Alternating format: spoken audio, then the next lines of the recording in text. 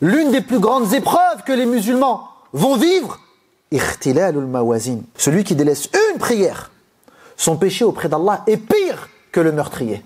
Azam min ithmi zina, pire que le fornicateur. Tu vas trouver certains qui ont, c'est pas une prière, ils ont délaissé complètement la salat. Et ils se rassurent en se disant, moi je suis souriant, je donne des cadeaux et je donne des gâteaux à mon voisin le jour de l'Eid. Moi je suis gentil. Venez avec moi en l'an 23 de l'Hégire, à un moment fondateur dans l'histoire musulmane. Nous sommes dans la mosquée du prophète sallallahu alayhi wa alihi wa sallam.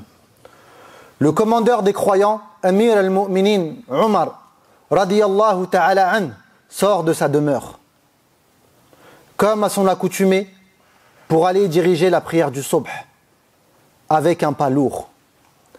Et toute personne qui a pris l'habitude d'aller à la mosquée sait que durant ce chemin, le cœur s'illumine. Le prophète sallallahu alayhi wa sallam nous dit « Bashiril mashsha'ina fi dhulam » annonce à ceux qui marchent dans les ténèbres, dans la pénombre, de la lumière entière le jour de la résurrection. Et donc le prophète, et donc Omar ibn Khattab radiyallahu anhu rentre dans la mosquée et comme à son accoutumée, il trouve la mosquée remplie. Chaque compagnon ayant pris un endroit est en train de prier, de faire le dhikr, de se connecter à son Seigneur. Il en réveille certains, il ordonne que les rangs se mettent en place et il se dirige vers le mihrab, là où l'imam dirige la prière. Lorsqu'il se retourne et qu'il voit que tous les compagnons sont prêts à rentrer en conversation avec leur Seigneur, yukabbir, il dit Allahu Akbar. Et comme nous le rapporte l'imam Malik rahmatullahi alayhi dans son Muwatta, Umar radiyallahu ta'ala an avait pour l'habitude de lire dans la prière du subh surat Yusuf, Al-Hajj ou Al-Nahl, de longs chapitres coraniques. Et on décrivait la récitation de Umar radiyallahu anhu comme étant lente, qira'atun bati'a, une lecture lente et méditative, contemplative. Après avoir fini la première unité de prière, il se relève et là, soudainement, un homme sort des rangs. Un homme rempli de colère, rempli de rage, assombri par sa haine de l'islam. Il se dirige vers l'imam et lui plante son couteau dans la poitrine. Abu Lu'lu'a al-Majusi.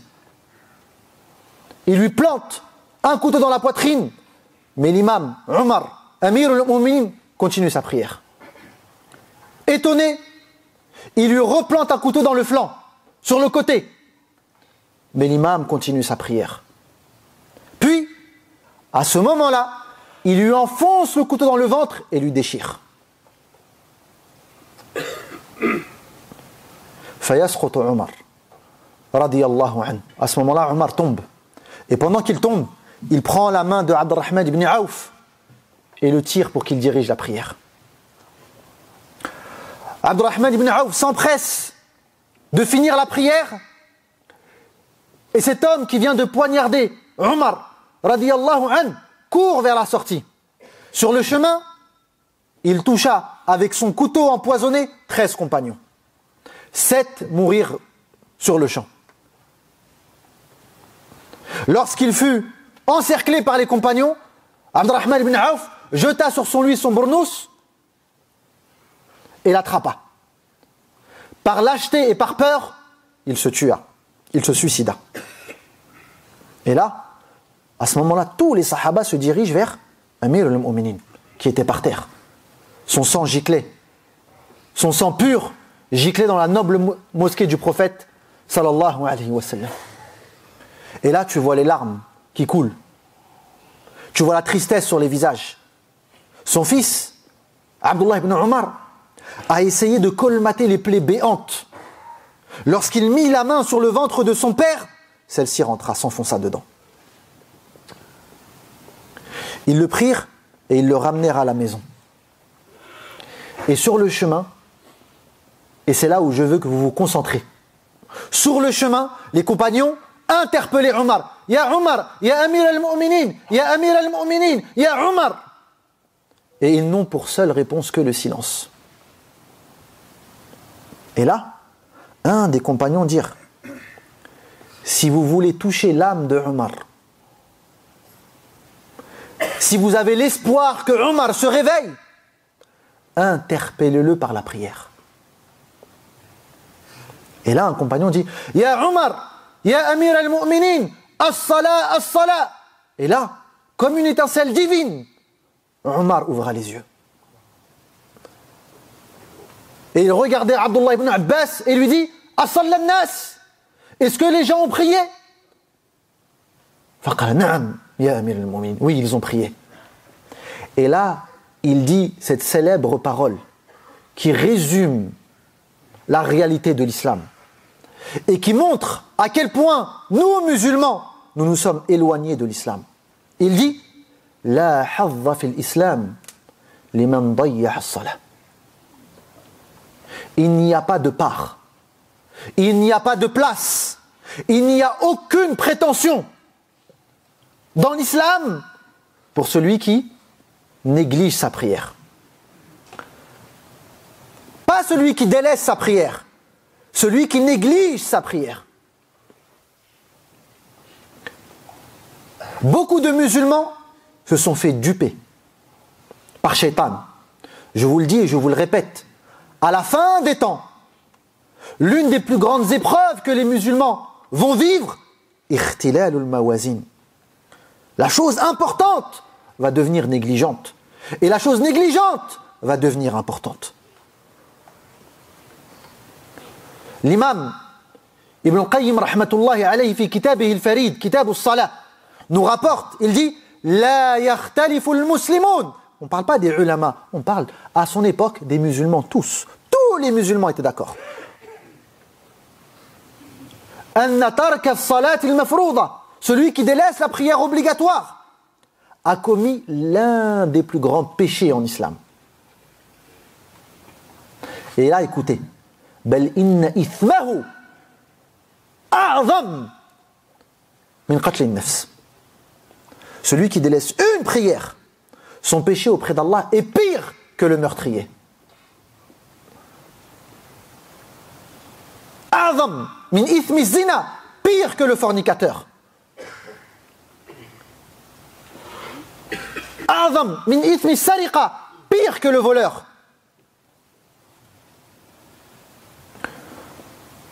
Dis ça aux musulmans aujourd'hui. Hein? Tu vas trouver certains qui ont... C'est pas une prière, ils ont délaissé complètement la salat. Et ils se rassurent en se disant, moi je suis souriant, je donne des cadeaux et je donne des gâteaux à mon voisin le jour de l'Eid. Moi je suis gentil, je ne commets pas d'injustice envers les autres. Alors que le prophète sallallahu alayhi wa sallam dans le Bukhari nous dit Man taraka salat al-asr faqad habita amaluh. Celui qui délaisse la prière du asr, toutes ses actions sont caduques. Et regardez l'éducation du prophète sallallahu alayhi wa sallam. Comment il a éduqué ses compagnons et comment les compagnons ont éduqué la umma. L'imam Malik rahmatullahi alayhi fi muwatta'ihi yarwi أن عمر رضي الله عنه كان يرسل إلى عماله إن أهم أموركم عندي الصلاة فمن حفظها وحافظ عليها فقد حفظ دينه ومن ضيعها فهو لما سواها أضيع. Omar envoyait à ceux qui étaient sous sa tutelle, sous sa responsabilité, il envoyait aux gouverneurs, aux responsables, en leur disant sachez que la chose la plus importante à mes yeux vous concernant, c'est la prière. Celui qui l'accomplit et la préserve, il a préservé sa religion. Et celui qui la délaisse, il a délaissé sa religion. Il a négligé sa religion. La question que je vous pose, a-t-on délaissé notre prière? A-t-on négligé la prière? Écoutez, Écoutez cette phrase que je vais vous dire. لب الصلاة ومعيار قبولها عند الله الخشوع. L'essence de la prière, la définition de la prière et la balance de son acceptation auprès d'Allah, c'est la concentration dans celle-ci. Celui qui se lève et qui dit Allahu Akbar et qui ne sait pas ce qu'il récite, qui ne sait pas ce qu'il dit dans son sujoud, qui ne sait pas ce qu'il dit dans son ruku', a-t-il prié? قال الله عز وجل يا أيها الذين آمنوا لا تقربوا الصلاة وأنتم سكارى. Ô vous qui avez cru, n'approchez pas la prière alors que vous êtes ivres.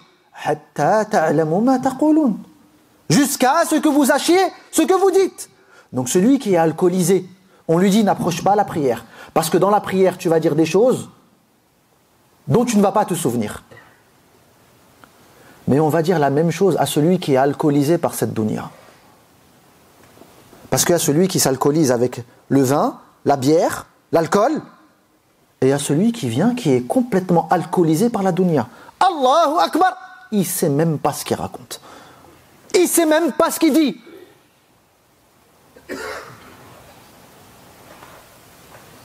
قال رسول الله صلى الله عليه وسلم, comme le rapporte à l'imam Abu Daoud, إن الرجل لا ينصرف من صلاته.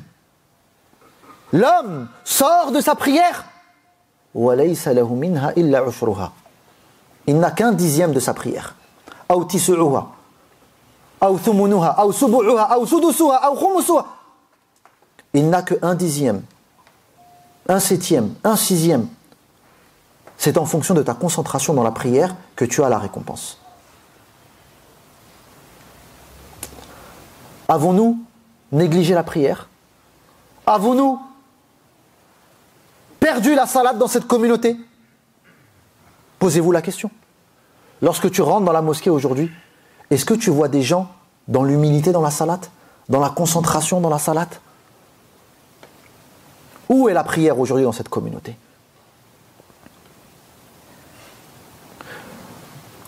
Le compagnon, Abdullah ibn Mas'ud, nous dit Sami'tu Rasulallah sallallahu alayhi wa sallam, j'ai entendu le prophète d'Allah dire Man tasha'abat bihi al-humum fi ahwal ad-dunya lam yubali Allah fi ayyi awdiyatin halak.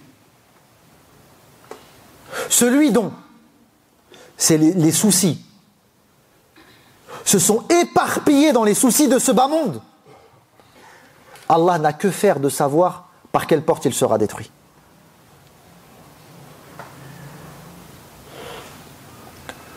Écoutez mes frères et mes sœurs, la catastrophe des musulmans aujourd'hui, c'est qu'ils ont oublié et qu'ils ne savent pas qui est Allah subhanahu wa ta'ala. Ta concentration dans la salat est directement liée à la connaissance que tu as d'Allah subhanahu wa ta'ala.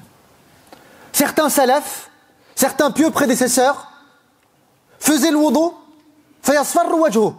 Son visage devient jaune, jaunâtre. Et on lui dit, qu'est-ce qui t'arrive? Fayaqul atadri bayna yadi man aqif. Sais-tu devant qui vais-je me présenter? Est-ce que tu sais devant qui vais-je me présenter? Certains d'entre nous, l'ivresse de cette dunya est à un point que il dit Allahu Akbar et son cœur yukabbiru dunya, alors que son cœur glorifie la dunya et que son cœur se détourne d'Allah. Il dit par sa bouche Allah est le plus grand et il dit par son cœur tout est plus grand qu'Allah.